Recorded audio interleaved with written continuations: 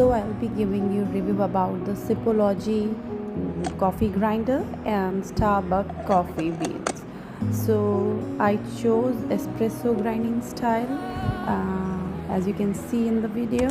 Then I added the coffee beans and chose the time around 20 seconds, but the coffee, it was done in less than 20 seconds. The coffee was fine, and I was with good coffee grinder to coffee lovers.